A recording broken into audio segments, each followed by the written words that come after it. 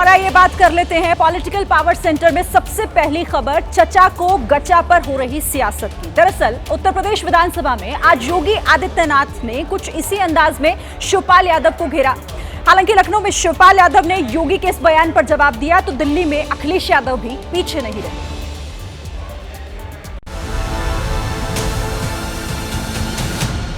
नेता प्रतिपक्ष, मैं आपका सम्मान करता हूं और आप दो बार इस माननीय सदन के अध्यक्ष के रूप में अपनी सेवाएं दिए हैं। आपके चयन के लिए मैं आपको बधाई देता हूं। और ठीक है, अलग विषय है कि आपने चचा को गच्चा दे ही दिया। चचा बेचारा हमेशा ही ऐसे ही मार खाता है, उनकी नियति ही ऐसी है, क्योंकि भतीजा हमेशा भयभीत रहता है। सीएम योगी विधानसभा में नेता विपक्ष बने माता प्रसाद पांडे को बधाई दे रहे थे और उसी दौरान उनके बगल में बैठे शिवपाल सिंह यादव को लेकर उन्होंने ये टिप्पणी की। आपने चचा को गच्चा दे ही दिया। चचा बेचारा हमेशा ही ऐसे ही मार खाता है, उनकी नियति ही ऐसी है, क्योंकि भतीजा हमेशा भयभीत रहता है। असल में अखिलेश यादव के चाचा शिवपाल यादव को यूपी में नेता विपक्ष का दावेदार माना जा रहा था, लेकिन अखिलेश ने सदन में अपनी कुर्सी ब्राह्मण जाति से आने वाले माता प्रसाद पांडे को दे दी। हमें गच्चा नहीं मिला है। पांडे जी बहुत सीनियर है, ठीक है, बहुत सीनियर है और हम लोग देखिए समाजवादी हैं। आपकी तरफ से भी हमने कुर्सी का कहीं न कहीं इशारा किया था, हमें वहाँ पर बैठाला गया था, उसके बाद यहाँ पर बैठे और यहाँ के बाद हम यहाँ पर बैठे, इसके बाद यहाँ बैठ गए। योगी ने चचा को गच्चा का जिक्र किया तो चाचा शिवपाल भी पीछे नहीं रहे। मौका मिलते ही डिप्टी सीएम के बहाने योगी को सुना दिया। 3 वर्ष में आपके संपर्क में रहे तो गच्चा तो आपने भी दिया।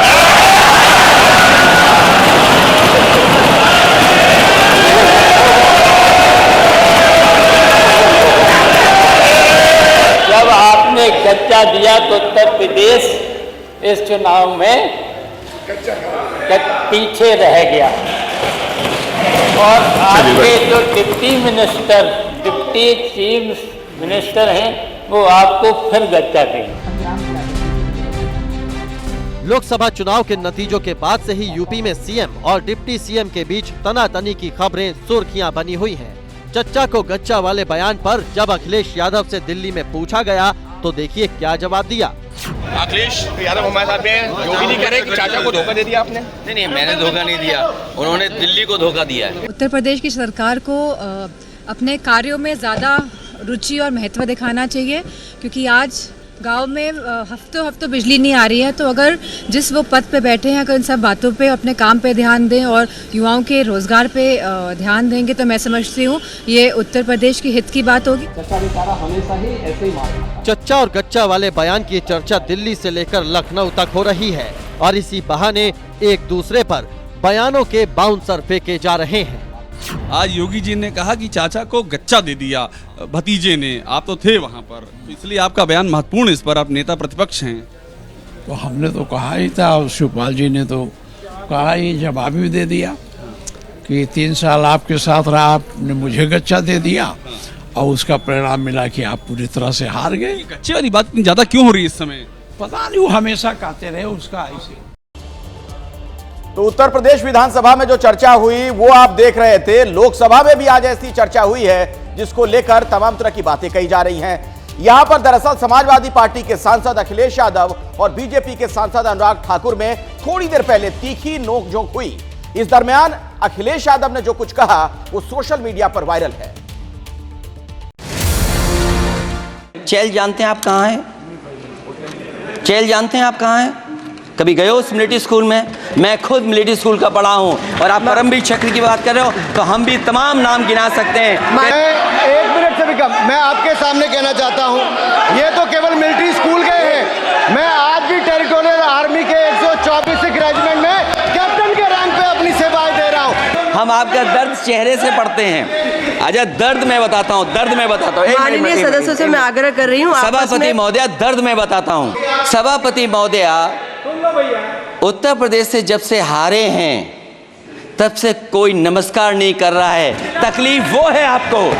कंप्लीट करिए। वो वीडियो हमने देखा है कि कोई किसी को नमस्कार नहीं कर रहा है, कोई किसी को देख नहीं रहा है। चलिए, धन्यवाद माननीय। और जो अपने आप को बहुत ताकतवर कहते थे आप अपने आप को, जिसने हराया उसको नहीं ये हटा पा रहे हैं। अब बात समझ में नहीं आई ना?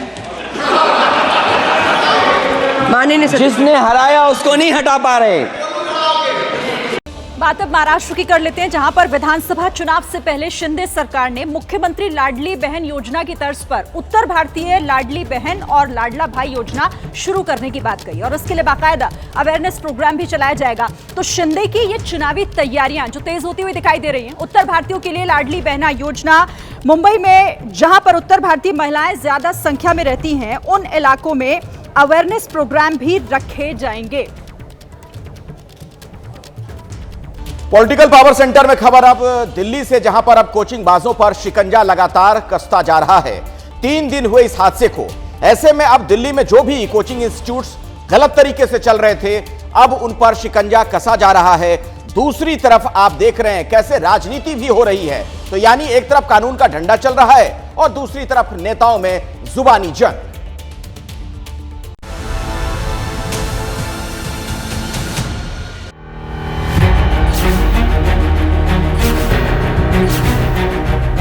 दिल्ली के मुखर्जी नगर को देश में आईएएस आईपीएस की खान कहा जाता है, लेकिन शनिवार को हुए हादसे के बाद से ये पूरा इलाका विवादों में है। देश की चर्चित दृष्टि आईएएस कोचिंग के बेसमेंट को सील कर दिया गया है।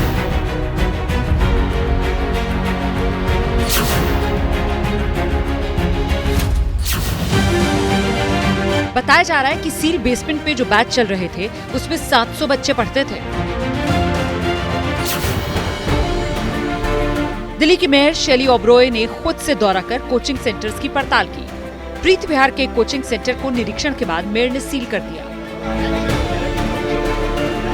मेयर ने कहा, कायदे कानून का उल्लंघन कर जो लोग कोचिंग सेंटर चला रहे हैं उनके खिलाफ अभी कार्रवाई और तेज होगी।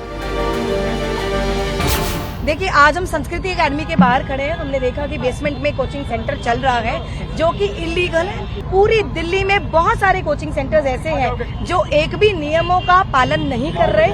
तो ऐसे कोचिंग सेंटर्स पर एमसीडी एक्शन मोड पे आ चुकी है। हम उन सबको सील करने जा रहे हैं क्योंकि जिस प्रकार से ये दुर्भाग्यपूर्ण बच्चों की डेथ हुई है, हमें उसका बहुत ही अफसोस है और आने वाले समय में अभी पूरी दिल्ली में और एक्शन होगा। ओल्ड राजेंद्र नगर में हुए हादसे को लेकर दिल्ली का पॉलिटिकल पारा चढ़ा हुआ है। संसद परिसर में आम आदमी पार्टी के सांसदों ने आज प्रदर्शन कर बीजेपी पर निशाना साधा। बंद करो, कोचिंगों को रेगुलेट करो। उधर बीजेपी के नेता और कार्यकर्ता भी आम आदमी पार्टी को घेरने में जुटे हैं।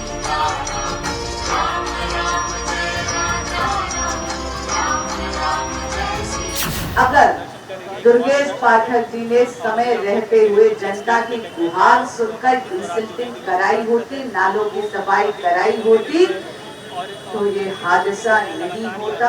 आम आदमी पार्टी की सरकार जो अपनी निष्कर्मता पर लापरवाही और लाचारी का आवरण ओढ़ती रहेगी, कब तक दिल्ली की जनता को इनको भुगत कर अपनी जान गंवाती रहनी पड़ेगी।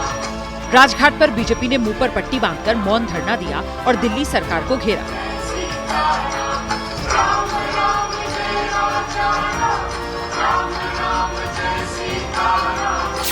आम आदमी पार्टी के खिलाफ, दिल्ली सरकार के खिलाफ बीजेपी का ये मौन धरना राजघाट में चल रहा है। ऐसी तस्वीरें मैं आपको अपने सहयोगी चंद्रदेव यादव के कैमरे से दिखा रही हूँ। मंच पर तमाम बड़े दिग्गज नेता कार्यकर्ता मौजूद हैं, मुंह पर सफेद पट्टा बांधकर, क्योंकि बीजेपी का कहना है कि छात्रों की जान सिर्फ और सिर्फ दिल्ली सरकार की और एमसीडी की लापरवाही की वजह से गई है। और ये बैनर और पोस्टर्स आप देख सकते हैं जो ये सभी कार्यकर्ता और नेता जो है वो हाथ में लिए हुए हैं। हादसा नहीं, ये हत्या है। दिल्ली की भ्रष्टाचारी हत्यारी केजरीवाल सरकार के खिलाफ ये धरना मौन धरना है। दिल्ली के एलजी वीके सक्सेना कह रहे हैं कार्रवाई को लेकर जल्दबाजी में कोई फैसला नहीं लिया जाएगा। वो बहुत दुखद घटना है और इसमें जो भी उचित कार्रवाई की जानी चाहिए वो की जाएगी। मैंने वहाँ भी कहा था कि हम उसकी जांच कर रहे हैं, लेकिन मैं कोई हेस्टी डिसीजन लेने में विश्वास नहीं रखता हूँ। सारी चीज़ें हमारे सामने आ रही हैं, उसके बाद जो भी उचित कदम होगा लिया जाएगा। 3 छात्रों की मौत को लेकर दिल्ली में सियासत जारी है और दोषियों की तलाश की जा रही है।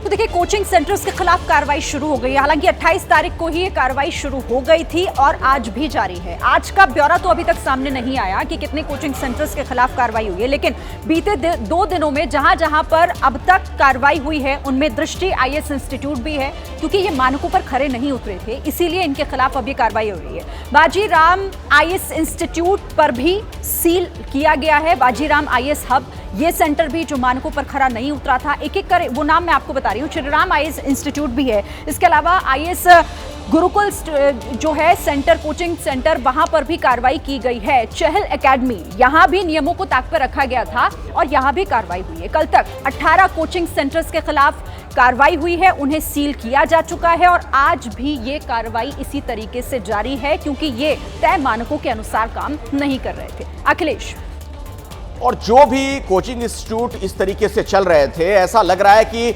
सरकारों को या प्रशासन को ऐसे ही किसी हादसे का इंतजार था। अब जब यह घटना घट गई, देश भर में कोचिंग इंस्टीट्यूट के खिलाफ कार्रवाई हो रही है। उत्तर प्रदेश हो, मध्य प्रदेश हो, तमाम जगहों से हमें खबरें मिल रही है कि यहां भी अब कानूनी शिकंजा उन कोचिंग इंस्टीट्यूट्स पर कसा जा रहा है जहां पर अवैध निर्माण किए गए थे या गलत तरीके से वहां पर पढ़ाई लिखाई की जा रही थी।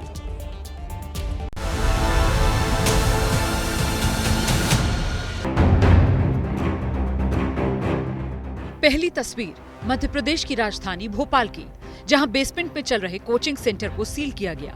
दूसरी तस्वीर उत्तर प्रदेश की, जहां सीएम योगी के आदेश के बाद बेसमेंट में किसी भी तरह की अवैध गतिविधि पर रोक लगा दी गई। तीसरी खबर पटना से है, जहां डीएम ने कोचिंग संस्थानों की जांच के आदेश दिए और टीम बनाई। सबसे पहले मध्य प्रदेश की खबर के बारे में बताते हैं। कल मुख्यमंत्री मोहन यादव ने अधिकारियों के साथ मीटिंग में दिल्ली की घटना से सबक लेने को कहा था। इसके बाद भोपाल में सुबह से एक्शन चल रहा है।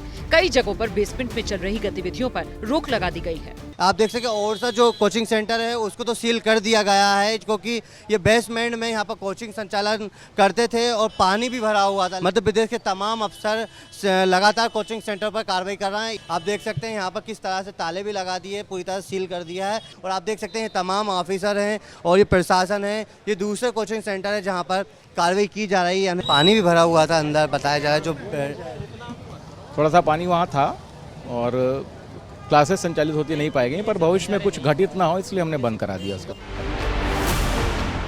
उत्तर प्रदेश की बात करें तो यहाँ लखनऊ और प्रयागराज सहित राज्य के अलग अलग शहरों में बड़ी संख्या में कोचिंग सेंटर चल रहे हैं।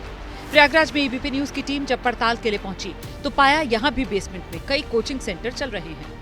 तो हमारे ठीक सामने एक साकेत आईएएस नाम से कोचिंग है, जहां आप देख सकते हैं कि बेसमेंट में कोचिंग चल रही है। तमाम बच्चे आपको जाते हुए दिखाई देंगे, बोर्ड दिखाई देगा, नीचे लाइब्रेरी भी है, क्लासरूम भी है। ये देखिए यहाँ नीचे बेसमेंट में जहाँ पर पार्किंग होनी चाहिए और समझा जा सकता है कि यहाँ पे सीढ़ियां हैं, पानी निकलने का कोई साधन नहीं है और अगर यहाँ पर पानी एंटर कर गया तो पानी नहीं निकल सकता है। और जब हम यहाँ पर ये कवरेज करना हमने शुरू किया तो ये देखिए यहाँ पर छुट्टी कर दी गई। राज्य सरकार सभी विकास प्राधिकरणों को निर्देश दे चुकी है कि बेसमेंट में अगर अवैध तरीके से गतिविधियां चल रही हैं तो उन्हें रोकें और साथ ही बारिश में बेसमेंट में खुदाई नहीं करने को कहा गया है। नोएडा में बाकायदा प्रशासन ने मानकों के हिसाब से नहीं चलने वाले कोचिंग सेंटर्स को सील करना शुरू कर दिया है। फायर विभाग की टीम ने आकाश और फिटजी जैसे बड़े संस्थानों के बेसमेंट को सील किया है। उधर बिहार की बात करें तो पटना में डीएम चंद्रशेखर ने एक आदेश जारी किया। ये उसी आदेश की कॉपी है जिसमें पटना में कोचिंग संस्थानों की जांच का आदेश दिया गया है और जांच के लिए टीमें बनाई गई हैं। हम लोगों ने एक वेरिफिकेशन ड्राइव चलाया है और sub division wise sub divisional magistrate की अध्यक्षता में हम लोगों ने 6 टीम कुल बनाया है और उसमें मुख्य रूप से हम लोगों का यही सत्यापन का है कि जो मानक हैं बिल्डिंग बायलॉज के, फायर सेफ्टी के और अन्य प्रकार के उसका अनुपालन हो रहा है कि नहीं हो रहा है। जो मानक अनुरूप नहीं होंगे कोचिंग संस्थान, क्या उनको बंद किया जाएगा? नहीं, समय देने के बाद भी अगर जो गैप है उसको पूरा नहीं करेंगे तो निश्चित रूप से हम लोग संचालन नहीं करने देंगे। शनिवार को दिल्ली में हादसा हुआ था जिसमें पानी भरने की वजह से 3 होनहारों की मौत हो गई थी। और अब बात कर लेते हैं ट्रेन हादसे की। देश में आज एक बार फिर से ट्रेन हादसा हुआ जिसने कई सवाल खड़े कर दिए, क्योंकि पिछले हफ्ते भर में इस तरह की कई घटनाएं सामने आ चुकी हैं। और आज झारखंड के चक्रधरपुर में मुंबई हावड़ा एक्सप्रेस पटरी से उतर गई। बीते कुछ दिनों की बात करूं तो इस तरह के कितने हादसे हुए हैं, आपको कुछ जरूरी जानकारी से जुड़ी देते हैं। देखिए, 18 जुलाई को उत्तर प्रदेश के गोंडा में एक हादसा हुआ था जिसमें 4 लोगों की जान चली गई थी। और इससे पहले 19 जुलाई को वलसाड में भी एक ट्रेन हादसा हुआ था। फिर 20 जुलाई को अमरोहा में एक ट्रेन हादसा हुआ। 26 जुलाई को भुवनेश्वर में मालगाड़ी पटरी से उतर गई थी। 21 जुलाई को अलवर में हादसा हुआ था। 29 जुलाई को यानी कि कल बिहार में ट्रेन 2 हिस्सों में बंट गई थी और ये हादसा हुआ था। विपक्ष लगातार इन हादसों को लेकर सरकार और रेल मंत्री से सवाल कर रहा है। अखिलेश, और हलवे को लेकर कैसे राजनीति हो रही है देश में, वो अब हम दर्शकों को दिखाने जा रहे हैं। दरअसल राहुल गांधी ने बजट में हलवा सेरेमनी का जिक्र करते हुए जाति का जिन्न निकाल दिया था। इस पर खूब चर्चा भी हुई। अब बीजेपी ने इस पर पलटवार किया है।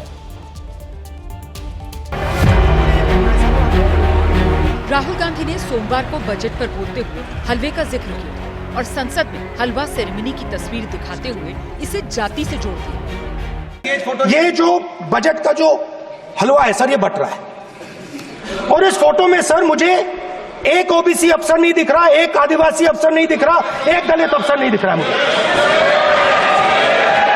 ये हो क्या रहा है सर? सर, देश का हलवा बट रहा है सर, और इसमें 73% का एक है ही नहीं। सर, ये आप लोग हलवा खा रहे हो और बाकी देश को हलवा मिल ही नहीं रहा है। हलवे में राहुल ने जाति की खोज की तो पार्टी ने फौरन सोशल मीडिया पर गोला लगाकर पूछ लिया, बजट बनाने वालों में कितने SC, ST, OBC थे? लोकसभा चुनाव के पहले से ही राहुल हर चीज में जाति का तड़का लगाने का मौका नहीं चूक रहे। हलवा में उन्होंने जाति का एंगल खोजा तो बीजेपी ने आज जवाब दे दिया। ये वो लोग पूछ रहे हैं सभापति महोदय जो 60 साल से खाते रहे हलवा और जनता को खिलाते रहे बलुआ, जिन्होंने 4 पीढ़ियों तक खाया है हलवा, वो आज हमसे आके पूछ रहे हैं। हलवा और बलुआ वालों से पूछना चाहता हूं, बताएं 2014 में इनकी कैबिनेट में कितने ओबीसी मिनिस्टर थे? राहुल जी बताइए, हलवे की बात की थी, वो फोर्स घोटाले का हलवा किसने खाया? अगस्ता वेस्टलैंड घोटाले का हलवा किसने खाया? राहुल जी, हलवा मीठा था या फीका? ओबीसी की बात, जनगणना की बात बहुत की जाती है। जिसकी जात का पता नहीं वो गणना की बात करता है। जहां तक बजट के हलवे का सवाल है तो ये कई साल से एक परंपरा चली आ रही है। इस साल 16 जुलाई को इसका आयोजन किया गया। बजट पेश करने से हफ्ता 10 दिन पहले हलवा सेरेमनी का आयोजन किया जाता है। इस सेरेमनी का मतलब ये माना जाता है कि बजट छपने की औपचारिक तौर पर प्रक्रिया शुरू हो गई है। इस हलवा सेरेमनी में जितने भी लोग शामिल होते हैं या वो लोग जिनकी बजट को छापने में अहम भूमिका होती है, वो लॉक इन में चले जाते हैं, यानी कि देश दुनिया से पूरी तरह कट हो जाते हैं। और ये लोग तब तक लॉक इन में रहते हैं जब तक वित्त मंत्री लोकसभा में बजट को पेश ना कर दें। इसका मकसद ये होता है जिससे कि बजट की गोपनीयता बरकरार रहे। और हलवा बनाने और बांटने की ये परंपरा साल 1951 से चली आ रही है। अब आप इसी से अंदाजा लगाइए कि कांग्रेस के वित्त मंत्रियों ने कितनी बार हलवा खाया है और बजट बनाया है। मोदी राज से पहले की बात करें तो प्रणब मुखर्जी से लेकर पी चिदम्बरम तक देश के वित्त मंत्री रहे और हलवा सेरेमनी होती रही। बीजेपी की तरफ से पूछा जा रहा है, राजीव गांधी फाउंडेशन में कितने ओबीसी, SC, ST हैं? असल में राहुल गांधी ने चुनाव प्रचार के दौरान संविधान से लेकर आरक्षण तक के मुद्दे को भुनाया। जाति गणना का जिक्र कर SC, ST, OBC के नाम पर राहुल ने बीजेपी को घेरा, जिसका सियासी फायदा भी मिला। अब फिर उन्होंने बजट के हलवे के जरिए जाति का कार्ड खेलकर भागीदारी और हिस्सेदारी के बहाने सियासी माइलेज लेने की कोशिश की है। साल 1950 में देश का आम बजट लीक हो गया था और तब तत्कालीन वित्त मंत्री को अपने पद से इस्तीफा देना पड़ा था। और इसी के बाद साल 1951 से हलवा सेरेमनी की शुरुआत हुई। हलवा सेरेमनी का मतलब एक तरह से ये तो माना ही जाता है कि बजट की छपाई की प्रक्रिया शुरू हो गई है, लेकिन इसके साथ ही जो लोग इस प्रक्रिया में शामिल होते हैं वो देश दुनिया से अलग हो जाते हैं और तब तक अलग रहते हैं जब तक सदन में बजट पेश नहीं हो जाता। हालांकि कोरोना काल में ये हलवा सेरेमनी नहीं हुई थी, उस दौरान सिर्फ मिठाई ही बांटी गई थी, लेकिन इस साल बजट पेश होने के बाद एक बार फिर से हलवा सेरेमनी चर्चा में है। दिल्ली के सीएम अरविंद केजरीवाल की रिहाई की मांग को लेकर जंतर मंतर पर इंडिया गठबंधन के नेताओं का धरना प्रदर्शन। मध्य प्रदेश में लाडली बहनों को राज्य सरकार का तोहफा, अब 450 रुपए में मिलेगा गैस सिलेंडर। स्कूल के कार्यक्रम में हिस्सा लेने यूपी के अमरोहा पहुंचे आरएसएस प्रमुख मोहन भागवत, वैदिक मंत्रोच्चार के साथ हुआ स्वागत। हरिद्वार के ओम घाट पर उत्तराखंड के सीएम पुष्कर धामी ने कांवड़ियों का स्वागत किया, काशी भक्तों का देवभूमि पर स्वागत। मुंबई के वर्ली में उद्धव ठाकरे की शिवसेना और राज ठाकरे की एमएनएस के समर्थक भिड़े, आदित्य ठाकरे हैं यहाँ से विधायक। हिमाचल में मनाया गया 75वां वन महोत्सव, सीएम सुक्खू ने सीएम निवास में ओक का पौधा लगाया। हैदराबाद में तेलंगाना बीजेपी के कार्यकर्ताओं का प्रदर्शन, बैकवर्ड डिक्लेरेशन लागू करने की मांग। बात करेंगे केरल के वायनाड की। यहां पर कुदरत का प्रकोप देखने को मिला है। लैंडस्लाइड की वजह से बहुत बड़ा नुकसान हुआ, 100 से ज्यादा लोगों की जान जा चुकी है और कई लोग अभी भी लापता बताए जा रहे हैं।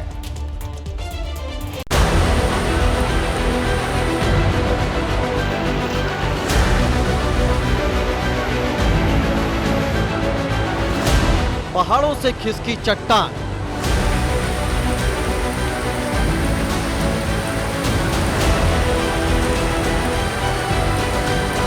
उजड़ गए मकान, बादल फाड़ तबाही, जिंदगी पर बनाई।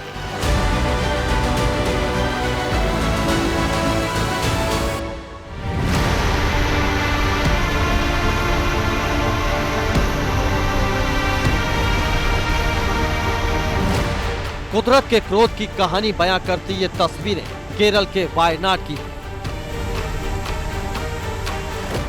देर रात तबाही का ऐसा सैलाब आया कि पल भर के बाद सब कुछ उजड़ गया। सैलाब से सैकड़ों आशियाने उजड़ गए। जिंदगी से गुलजार बस्तियां खंडहर में तब्दील हो गईं। प्रकृति के प्रलय के आगे किसी की नहीं चल सकी। मौत का ऐसा मातम पसरा कि सब कुछ जमींदोज हो गया। नदियां उफान मार रही हैं। घर तिनकों के समान सैलाब में समा गए। घर के बाहर खड़ी कारें कंकाल बन चुकी हैं। सड़कों का अता पता नहीं है। वायनाड में बीती रात 3 बार लैंडस्लाइड हुआ, जिसकी चपेट में आने से 4 गांव बह गए, जिसमें 400 से ज्यादा परिवार बर्बाद हो गए। हादसे में अब तक 3 बच्चों समेत 60 से ज्यादा लोगों की मौत हो चुकी है। सैकड़ों लोग अब भी मलबे में फंसे हुए हैं। एसडीआरएफ और एनडीआरएफ की टीम मौके पर मौजूद है। सेना और एयरफोर्स के जवानों ने भी मोर्चा संभाल लिया है। रेस्क्यू ऑपरेशन बिना रुके लगातार चल रहा है। करीब 250 लोगों की टीम लोगों को बचाने में जुटी है।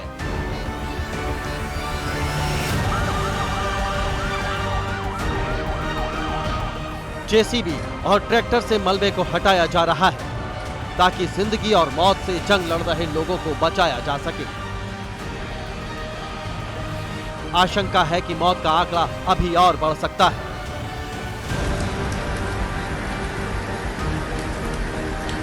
इधर केरल के मुख्यमंत्री पिनराई विजयन लगातार कंट्रोल रूम से हालात पर नजर रखे हुए हैं। पीएम मोदी ने मुख्यमंत्री को केंद्र से हर संभव मदद का ऐलान किया है।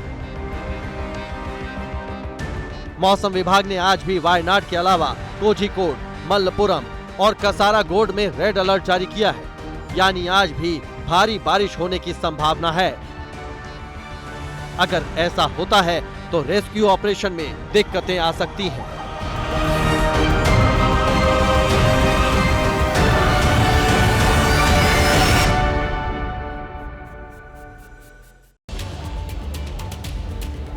तो सिर्फ दक्षिण भारत में ही हाहाकार नहीं मचा है, बल्कि उत्तर भारत में भी बाढ़ और बारिश ने कहर बरपा रखा है। मध्य प्रदेश से लेकर उत्तराखंड तक पानी की मार है।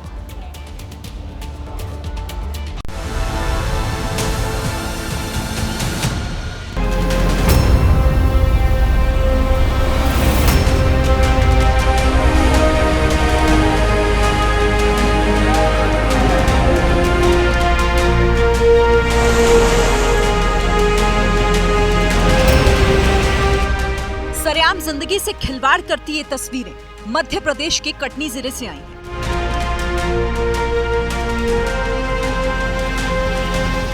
एक तरफ कटाई घाट नदी अपने पूरे उफान पर है, दूसरी तरफ नदी में स्टंट करने का ये वीडियो वायरल हो रहा है।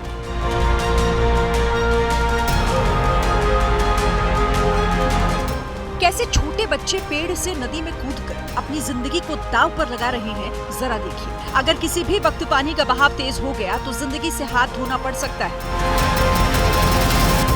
इस समय हम मौजूद है कटनी के कटाई घाट में और आप मेरे पीछे देख सकते हैं कि कटनी नदी खतरे के निशान के ऊपर से बह रही है और ये जो पेड़ है यहाँ से जो बच्चे हैं स्टैंड करते हैं। हमारे साथ कुछ स्थानीय लोग भी हैं, उनसे हम बात करेंगे। सबसे बड़ी बात तो मैं ये कहना चाहता हूँ कि जो भी बच्चे यहाँ पे आते हैं सबसे पहले वो अकेले ना आए, माता पिता या अभिभावक जो भी हैं उनके साथ आएँ और गलती से भी स्टैंड ना करें और नदी पार करने की कोशिश तो बिल्कुल न करें। इस स्थिति में मध्य प्रदेश के ही उज्जैन में शिप्रा नदी में बाढ़ आ गई है।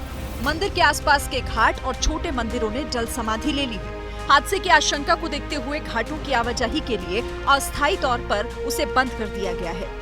कहाँ से आए आप? भोपाल से। तो अभी क्या यहाँ स्नान करने के लिए आए थे आप लोग? स्नान करने के लिए आए थे, थोड़ी क्या व्यवस्था नहीं है। नदी पूरे? हाँ फुल है। यहाँ पे बैरिकेड लगा दिया, राम घाट पे जाने दिया जा रहा है। इतनी मेहनत इतना दूर से आए, क्या फायदा हुआ बताओ? ये कहाँ जाए हम दर्शन करने नहाने। गुजरात के बनासकांठा में सुबह से हो रही बारिश ने शहर की शक्ल और सूरत बिगाड़ दी है। हिम्मतनगर इलाके में रेलवे अंडरब्रिज में बस और कार पानी में डूब गई।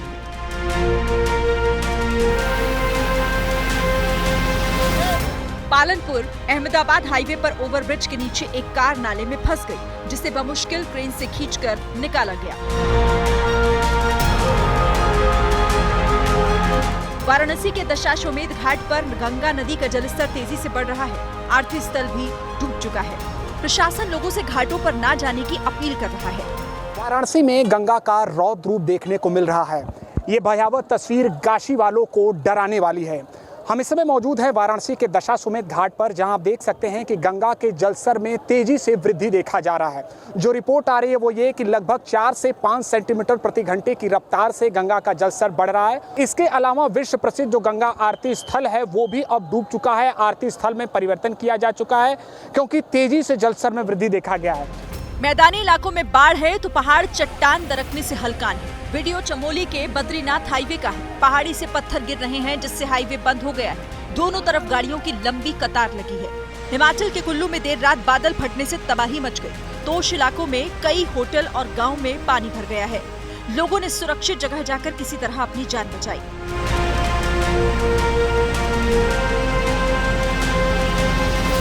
जान माल का नुकसान ज्यादा नहीं हुआ।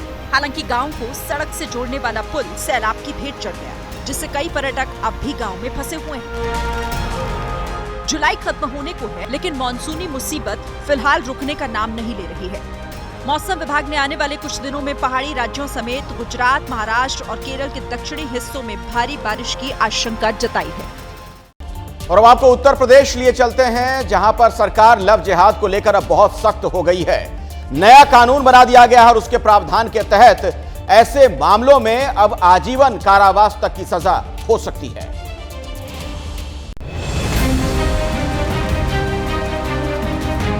यूपी विधानसभा में हंगामे और शोरगुल के बीच आखिरकार लव जिहाद का नया बिल पेश हो गया। योगी सरकार ने सदन में यूपी विधि विरुद्ध धर्म संपरिवर्तन प्रतिषेध विधेयक पेश किया, जिसे पारित कर दिया गया।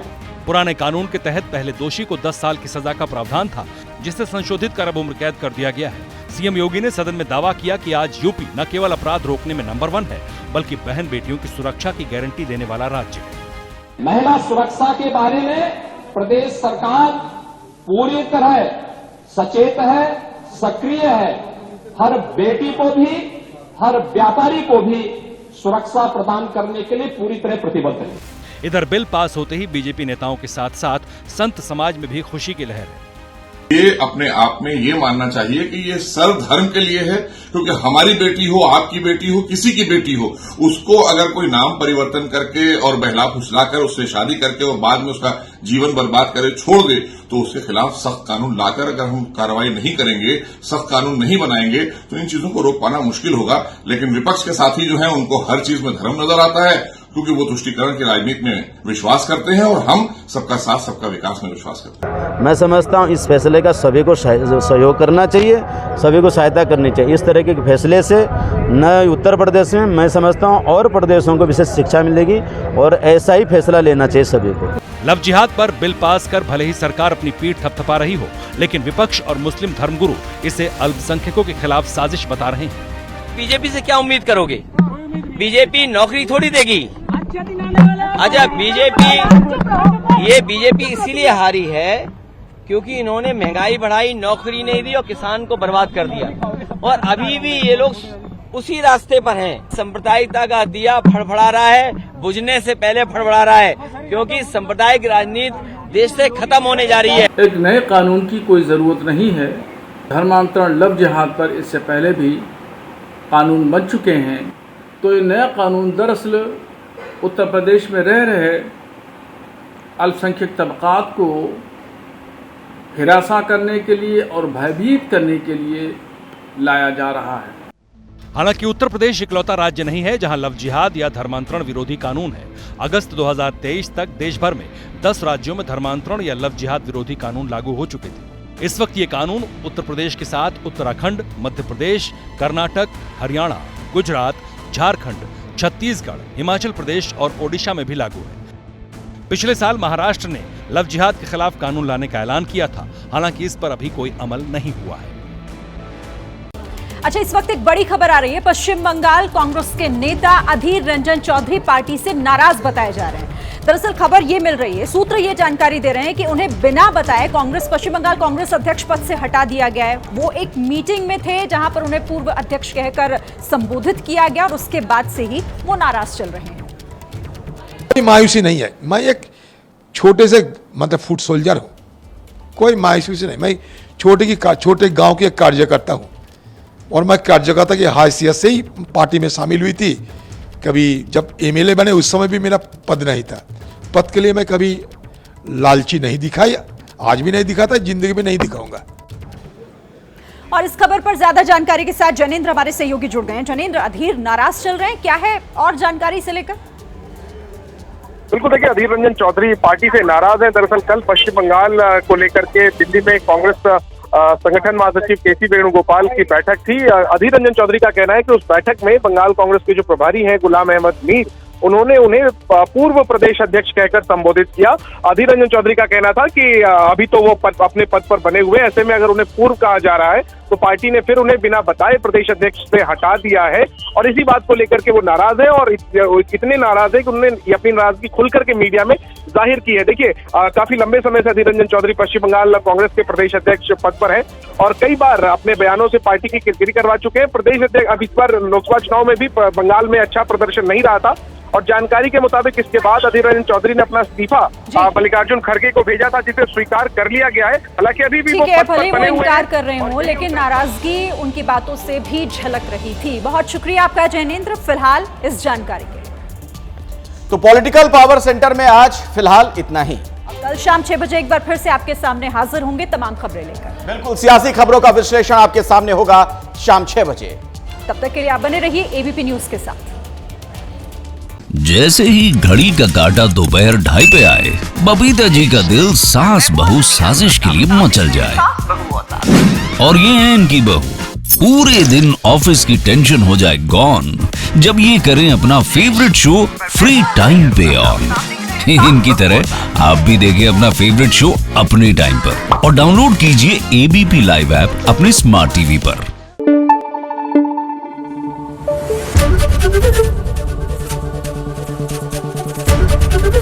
एबीपी न्यूज आपको रखे आगे।